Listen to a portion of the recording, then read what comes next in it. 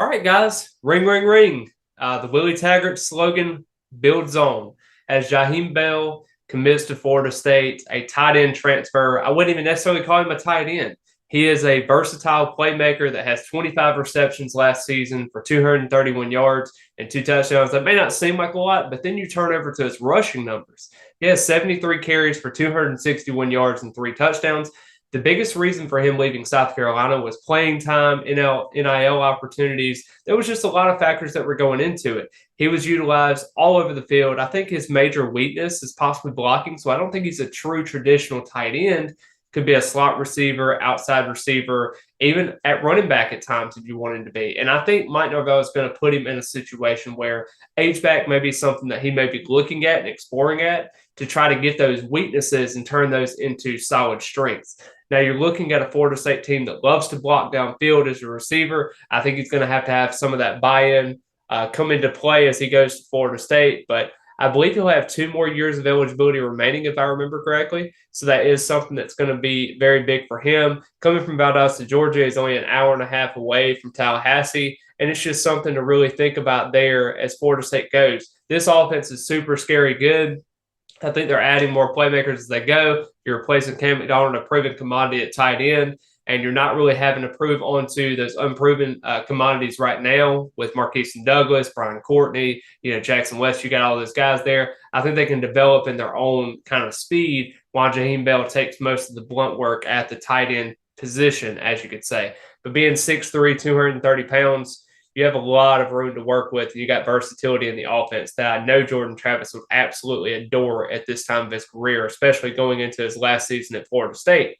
But this video isn't really about Jaheim Bell. It's more along the lines of who is going to commit after Jaheim Bell. We talked about it in a previous video this morning about why you shouldn't really worry that Florida State hasn't gotten anyone just yet. I think you saw a lot of those guys were having decision timelines and different things like that.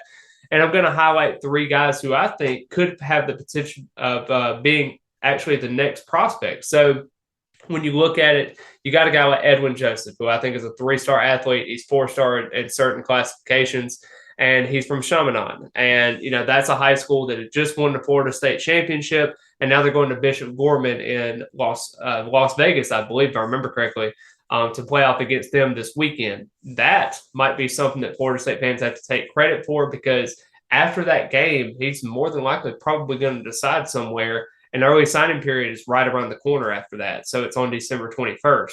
That's going to be something that he has talked about in an exit interview. He talked about how he was just going to do maybe a commitment edit, maybe a small ceremony at a school, but nothing too flashy and just outgoing like that. He's going to be more of a simple-minded person in that regard. So I think Florida State really sits in a good spot. They really like him at the defensive backfield position.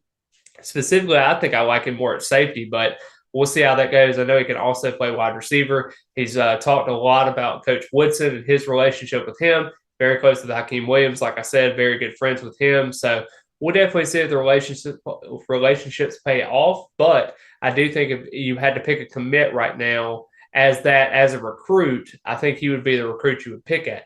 Now, I have 2 transfers that I'm looking at in terms of just their skill sets and everything going on. You got a Devonta Brown, the cornerback from UCF. I think he is a transfer. He'll be, I believe, a third-year player, so he's going to have 2 years remaining. He had the COVID year. He came in during 2020.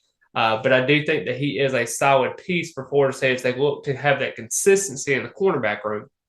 You got 30 total tackles from last season, 1 forced fumble, and he also had 2 interceptions. Most notably, the last interception came in the last game he played against Tulane in the championship game, conference championship game, that is.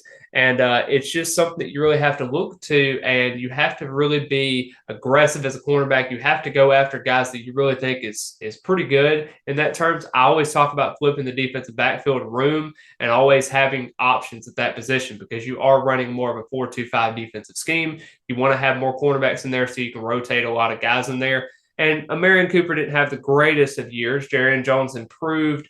Kevin Knowles kind of stayed the same, had his flash moments here and there. Akeem Dent is a guy at safety who had a kind of an underwhelming year from what most people thought. And then you got a guy like Jamie Robinson who may be declared for the NFL draft. Just depends on if he accepts that Senior Bowl invite, actually accepts it and goes to the bowl. plus being able to go to the NFL draft as like a 4th-round pick, maybe 3rd-round pick. We'll kind of see how his draft stock goes with that. But I think Devonta Brown, along with just coming in for this official visit, seeing the family atmosphere, and just understanding that he could be in this system and it's a good fit for him. He talked about how he didn't really have any official visits coming up or anything like that. He's probably going to be deciding in the next week or two. Transfers go pretty quickly, and Florida State was very quickly in offering him and being able to get that visit going. So that was very big for that. Then you go to the last guy who I think could have some potential is Jeremiah Byers. He is from UTEP. He's an offensive tackle primarily for them. Played all 13 games at right tackle, was a very, very pivotal piece for them as they go through. He's listed at about 6'4", 330. I think he's about 6'3", 15, 320. It could be a situation where Florida State really likes him at the interior. I think that's a better spot for him. You have to really think about, too, you're losing a Dylan Gibbons and Dimitri Emmanuel. Then you also got a guy like Jazz Turntine, who is not going to be with the program anymore because they all exceeded their eligibility. And you have to really look at certain things. So I really think that if you're having to replace some of those guards, I think Florida State needs to get a guard and a tackle in the cycle in terms of just transfers. And I think that's a really good spot. I think the transfer portal so far for offensive linemen is not that great. You don't have your Amarius Mims that you had last season. You need to attack the portal and get guys that you want to get in there because it may be your only chance, and you don't want to go out and not have anybody at this point. So I really think you need to continue to add depth to that. You got a couple of guys that entered the transfer portal from Florida State, and we'll see how that offensive line room goes. But I think Byers has a really, really good relationship with Alex Atkins. He had a really good time on the visit. He does not have any official visits lined up again, just like Devonta Brown. I think that's a situation where you can look at that and say, okay, that may be leading to Florida State having the good advantage there. But just overall, I think those are the 3 guys you need to focus on as we go through the couple of weeks as we go through. And I think this transfer situation with some of these guys are going to be quick in terms of just getting them in on campus. Edwin Joseph has been a guy that's been on Florida State for quite some time, got the relationships. There's just a lot of great things that are going on at Florida State right now, and you really don't want to miss it. So be sure to tune into my YouTube channel. About 88% of you are unsubscribed that watch this video, so please hit the subscribe button. I believe I'm at 1,710 subscribers right now, so that's really impressive to see. I'm growing my YouTube channel each and every day, putting out consistent content, and I think it's really working and having everyone kind of be engaged in these conversations. But I really do appreciate all the love and the support.